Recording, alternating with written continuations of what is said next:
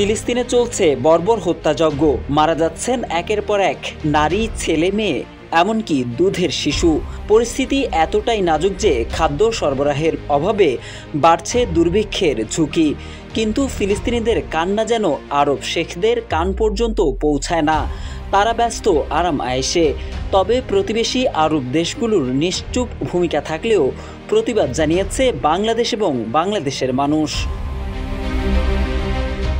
রাজধানী ঢাকায় লাখ লাখ মানুষের গণজমায়েত এটাই প্রমাণ করে, এদেশের মানুষ ফিলিস্তিনিদের মুক্তি চায়, সেখানকার শিশু, কিশোর, কিশোরী, নারীদের নিরাপত্তা চায়।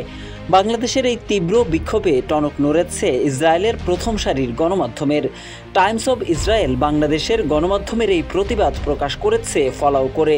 শুধু তাই নয়, এপি, আল জাজিরা সহ বিশ্বের নামিদামি সব গণমাধ্যমেও প্রকাশ পেয়েছে এই সংবাদ। টাইমস অব ইসরায়েল শিরোনামে লিখেছে, বাংলাদেশে প্রায় 1 লাখ মানুষের গাজা যুদ্ধের বিরুদ্ধে প্রতিবাদ, পিটিয়েছে নেতানিয়াহু ও মিত্রদের ছবি। প্রতিবেদনে বলা হয়, ফিলিস্তিনিদের গাজায় হামলার প্রতিবাদ জানিয়ে মার্চ ফর গাজা কর্মসূচি পালিত হয়েছে ঢাকায়। এই গণপ্রতিবাদ কর্মসূচিতে যোগ দিয়েছেন বিভিন্ন ধর্মবর্ণের মানুষ। আপামর জনতার অংশগ্রহণের সমাবেশ পরিণত হয় জনসমুদ্রে। আরও বলা হয়, প্রতিবাদকারীদের সঙ্গে ছিল শত শত ফিলিস্তিনি পতাকা। তারা স্লোগান দিয়েছে, ফ্রি ফ্রি প্যালেস্টাইন।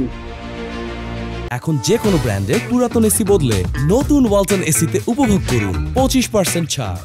প্রতিবেদনে আরও বলা হয়, বিক্ষোভকারীদের অনেকে ডোনাল্ড ট্রাম্প, নেতানিয়াহু ও নরেন্দ্র মোদির ছবিতে পিটিয়েছেন।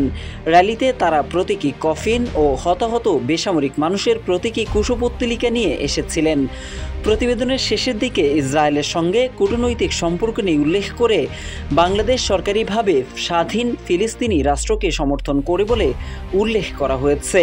এছাড়া মার্চ ফর গাজার সংবাদ গুরুত্বের সঙ্গে প্রকাশ করেছে মার্কিন সংবাদ সংস্থা এপি। এপি জানায়, বিএনপি, ইসলামিক গ্রুপ ও দল এই র্যালিতে সংহতি জানিয়েছে। আরব নিউজের খবরে বলা হয়েছে, ঢাকার সমাবেশে অংশ নিয়েছেন 10 লাখের বেশি মানুষ। এটাকে বাংলাদেশের সাম্প্রতিক ইতিহাসে ফিলিস্তিনের পক্ষে সবচেয়ে বড় সংহতি সমাবেশ হিসেবে বর্ণনা করা হয়েছে। কাতার ভিত্তিক সংবাদ মাধ্যম আল জাজিরা লিখেছে, ফিলিস্তিনপন্থী লাখো জনতা বাংলাদেশে বিক্ষোভে অংশ নিয়েছেন। ব্রিটিশ সংবাদ মাধ্যম দ্য ইন্ডিপেন্ডেন্ট বলেছে, সমাবেশে প্রায় 1 লাখ মানুষ অংশ নিয়েছেন। এদিকে ওয়াশিংটন পোস্টের খবরে বলা হয়েছে, বাংলাদেশের রাজধানীতে গাজায় ইসরায়েলি সামরিক আগ্রাসনের প্রতিবাদ জানিয়েছে। এছাড়া পৃথিবীর বিভিন্ন খ্যাতনামা সংবাদ মাধ্যমেও প্রকাশ করা হয় ঢাকায় অনুষ্ঠিত মার্চ ফর গাজার প্রতিবাদ সমাবেশের সংবাদ। মোহাম্মদ সাইফুল ইসলাম, ইত্তেফাক।